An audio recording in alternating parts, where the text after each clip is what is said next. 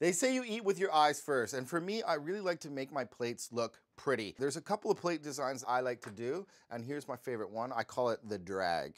So just take a little bit of puree onto the plate, and I just spin it.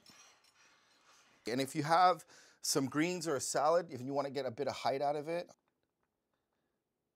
see, it looks a little pretty. And you can even take things that are simple and cheap, like radishes, just slice them really thin, and they just kind of add like a pop of color. And it's kind of nice to just add a little bit of color to the plate. So that's one of my favorite ones, the drag.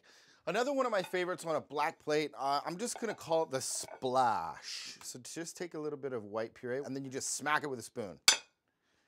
And it looks really cool. And even adding a little bit of oil to that looks really nice. And then sometimes I like break things up into like threes. A little pile of peas, a little pile of peas, a little pile of peas. It makes your eye pay attention a little bit more. Get some purees, have some fun, make some art. You'll love it.